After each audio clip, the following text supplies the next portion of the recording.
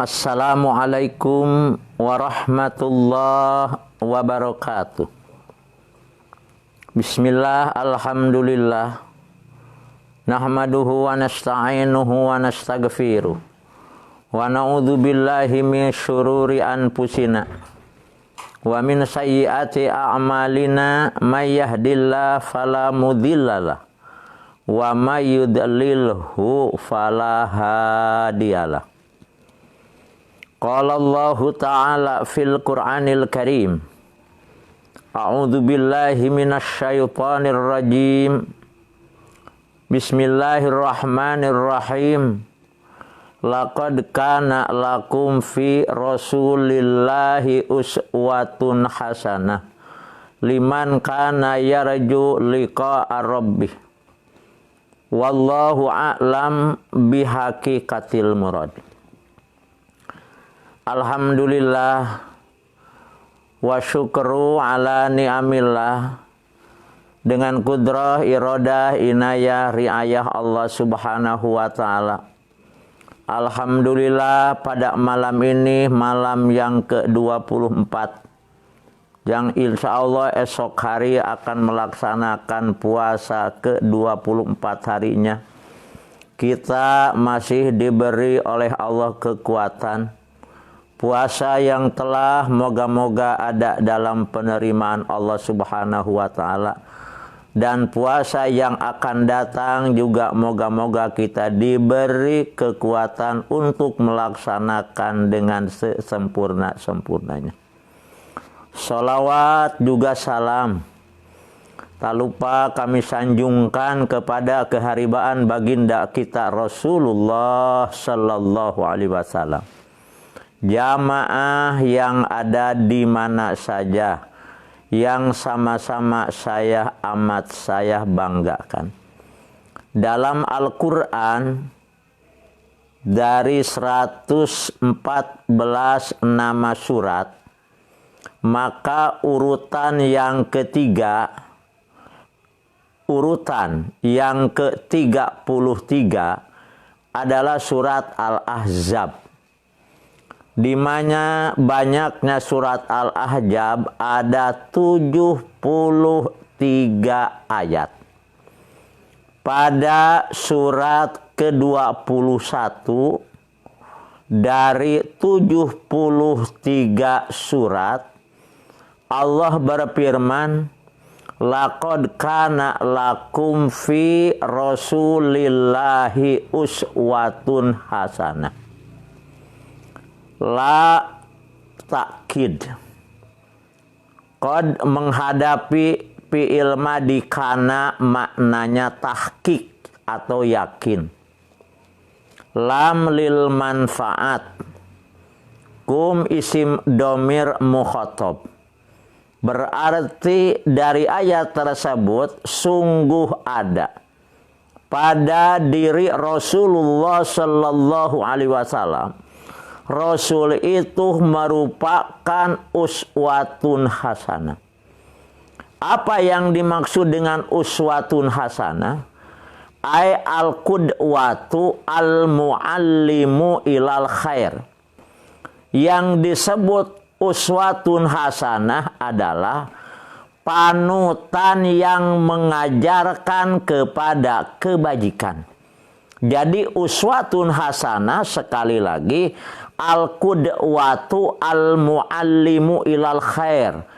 Panutan yang mengajarkan kepada kebajikan. Ada berapa yang termasuk uswatun hasanah?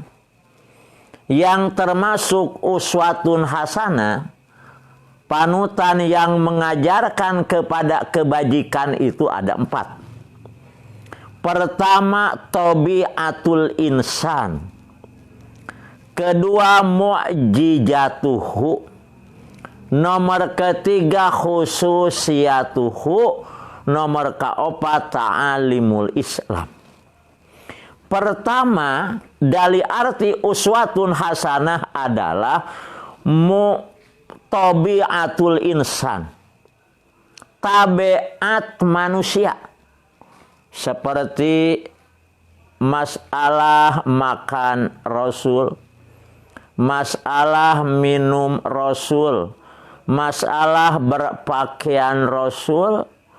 Apakah di dalam masalah tabiatul insan seperti makan, minum, berpakaian harus percis kita mengikuti Rasul?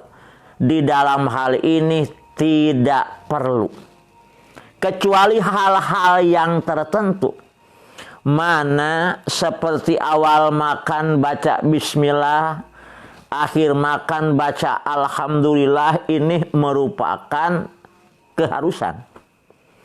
Sedangkan masalah makan prakteknya jelas kita tidak akan mampu mengikuti Rasul.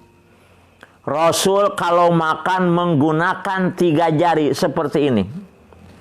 Sedangkan kan kita 5 jari. Rasul makan sebelum lapar. Rasul berhenti sebelum kenyang. Di dalam masalah berpakaian, Rasul tidak berpakaian seperti apa yang kita pakai sekarang. Pakai jas, pakai jaket. Tentu kita tidak akan mampu. Kenapa? Rasul senantiasa pakai jubah, memakai seperti kebiasaan orang Arab. Di dalam masalah seperti itu, tabiatul insan tidak harus kita mengikuti Rasul. Yang penting kalau berpakaian menutupi aurat. Makan yang penting kita kenyang menurut kita dengan cara apa saja. Sebab kalau pakai 3 jari mungkin lama kita itu. Nah, nomor pertama di dalam tabiatul insan ini tidak mesti harus mengikuti Rasul, kecuali awal bismillah, akhir alhamdulillah.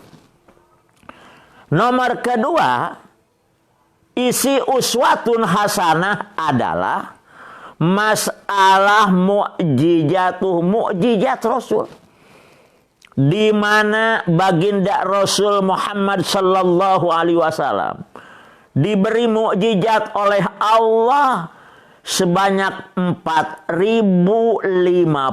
mukjizat.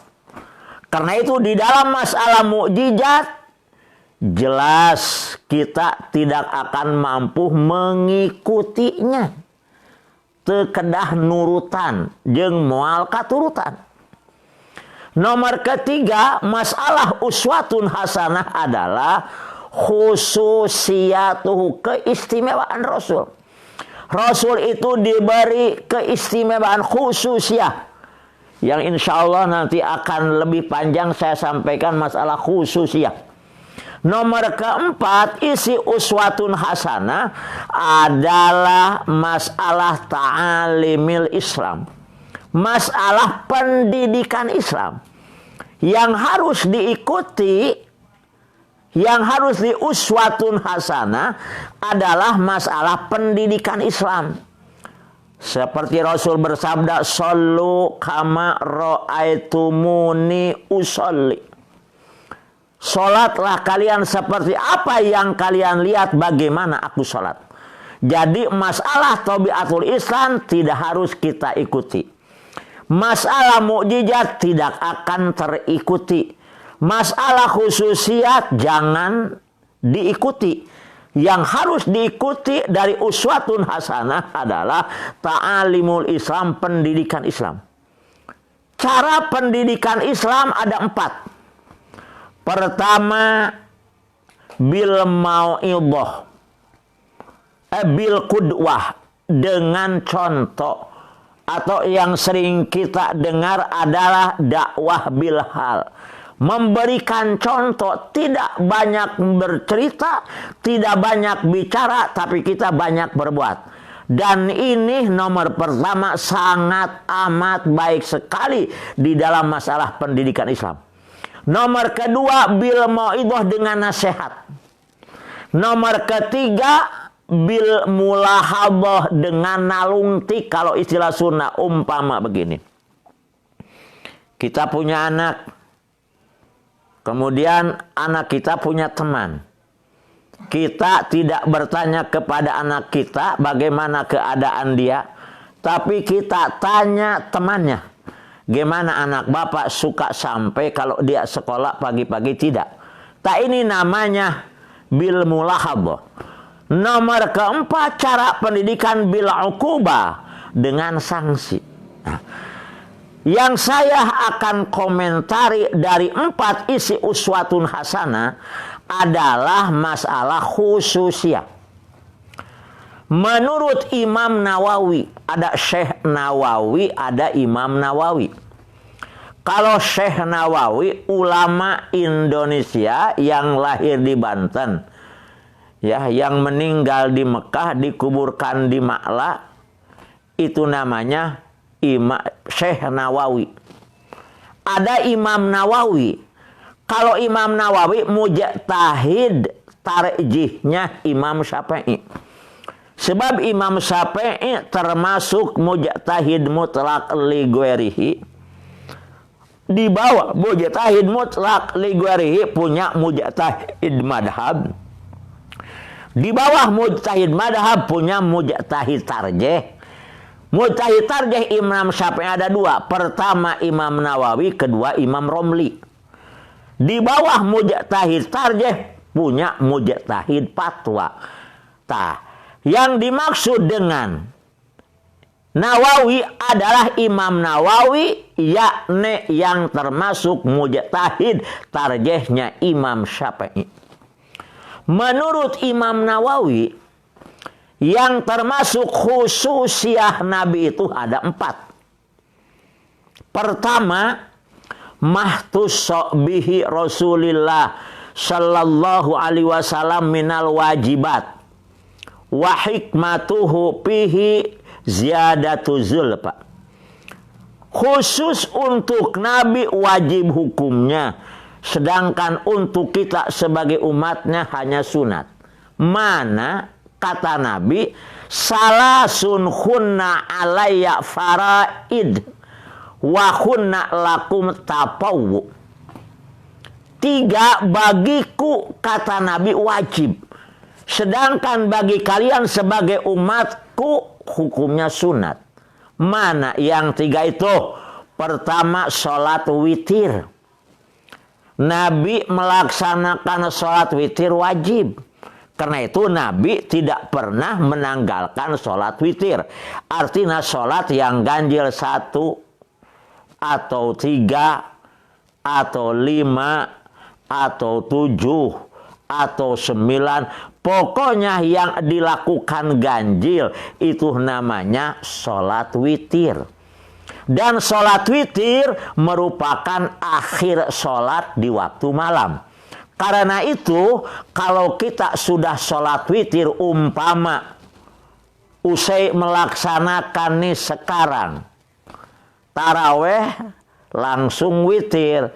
Kalau malam karena sudah ditutup sholat dengan witir, nggak usah sholat lagi. Kalaulah akan sholat, harus sholat dulu sholat mutlak 1 rakaat. Dengan melaksanakan 1 rakaat berarti sudah menjangkepi witir, karena itu menjadi awal witir lagi. Bisa witir lagi, bisa tahajud, bisa hajat dan lain sebagainya. Kemudian diakhiri dengan sholat witir. Nabi wajib witir, bagi kita sunat. Nomor kedua, wajib bagi Nabi kurban, yaitu yang dilaksanakan pada lebaran haji. Harinya hanya tanggal 10, 11, 12, 13, hanya 4 hari dalam pelaksanaan kurban. Di luar yang 4 tidak lagi termasuk kurban. Berapa banyak Nabi kurban? Nabi kurban sesuai dengan usia. Nabi usianya 63 tahun. Karena itu Nabi berkurban 63 ekor kambing. Yang 62 langsung disembelih oleh Nabi. Sedangkan yang 1 disembelihkan oleh mantunya, yaitu Sayyidina Ali. Tah ini kurban. Bagi kita sunat. Bagi Nabi wajib hukumnya. Nomor ketiga, wajib bagi Nabi adalah duha, sholat duha. Bagi Nabi wajib, bagi kita sunat hukumnya. Nomor pertama khusus bagi Nabi wajib, sedangkan bagi kita sunat. Di antaranya tadi adalah witir, kurban, dan duha. Malah ada yang mengatakan juga siwak katanya. Kemudian juga bermusyawarah. Ini diantara hal-hal yang wajib khusus bagi Nabi, sedangkan bagi kita sunat hukumnya. Satu tuh. Nomor kedua, khusus bagi Nabi mahtusa bihi Rasul sallallahu alaihi wasallam minal muharramat wa hikmatuhu litaksiril azmi wassawab. Nomor kedua, khusus bagi Nabi haram. Untuk apa? Kalau tadi bagi Nabi wajib supaya tambah-tambah lebih dekat kepada Allah. Sedangkan haram bagi Nabi, bagi kita tidak haram, adalah hikmatnya supaya lebih banyak pahala untuk Nabi. Mana yang haram bagi Nabi? Menerima zakat. Zakat fitrahkah itu, zakat malkah itu, zakat provinsikah itu, bagi Nabi haram hukumnya. Kenapa? Sebab zakat itu adalah ibarat daki. Masa sesuci Nabi makan daki, makan kotoran. Karena itu haram bagi Nabi menerima zakat. Nomor kedua, haram bagi Nabi membuat tulisan, membuat syair-syair. Nomor ketiga, haram bagi Nabi tulis menulis, haram bagi Nabi. Kenapa? Khawatir ada prasangka Al-Quran adalah buatan Nabi. Sungguh pun Nabi tidak tulis, tetap tidak bisa dibendung. Tidak sedikit orang-orang kafir ketika itu menyangka bahwa Al-Quran buatan Nabi. Lebih-lebih kalau Nabi suka menulis. Mana lagi yang haram bagi Nabi, bagi kita tidak? Adalah melihat kehidupan kenikmatan orang lain. Nabi mah tidak pernah. Karena itu kalau Nabi jalan tunduk. Ya, lain dengan kita begini gitu. Nomor sekian yang haram bagi Nabi khusus adalah menyolati mayit dalam keadaan punya utang. Karena itu setiap Nabi datang untuk menyolatkan mayit, yang paling pertama ditanyakan oleh Nabi adalah tentang apakah si mayit punya utang. 3. Kalau punya utang, Nabi meninggalkan, atau Nabi begini kata Nabi. Kalaulah si mayit ini punya utang, maka biar utang tanggungan saya akan saya bayar. Tetapi kalau mayit meninggalkan harta kekayaan, silahkan bagikan oleh kalian antar ahli waris. Begitu sifat Ra'uf Rahimnya Nabi, sangat mementingkan kepentingan orang lain. Itu nomor kedua, khusus haram bagi Nabi, sedangkan bagi kita tidak. Nomor ketiga, mahtusa bihi Rasulullah sallallahu alaihi wasallam minat takhfifat. Khusus bagi Nabi merupakan keringanan. Artinya tidak apa-apa. Mana tidak apa-apa Nabi tidur di masjid dalam keadaan punya junub. Tidak apa-apa bagi Nabi bersentuhan dengan istrinya. Kalau kita tidak boleh bersentuhan dengan istri, batal kita itu. Nabi kan kalau sholat malam sampai Siti Aisyah kakinya dijolorkan kepada Nabi, dipindahkan oleh Nabi. Enggak apa-apa. Kenapa? Tidak batal bagi Nabi. Mana lagi tahfifat keringanan bagi Nabi? Umpama Nabi mengambil harta orang lain, tidak apa-apa bagi Nabi. Kenapa? Sebab adanya yang ada semua karena adanya Nabi. Kalau yang ada karena adanya Nabi, hakikatnya apa yang ada punya Nabi. Tapi walau Nabi seperti itu, Nabi istilah Sunda teu ceceremet. Nomor keempat, tidak apa-apa Nabi menikah lebih dari 4. Itu khusus bagi Nabi. Bagi umatnya hanya sampai 4. Itu merupakan minal tahqiqat. Nomor keempat, khusus bagi Nabi mahtusok bihi Rasulullah SAW minal fadhaili wal ikhram. Dari keutamaan dan keagungan mana? Tidak boleh istri-istri mantan Nabi menikah kembali.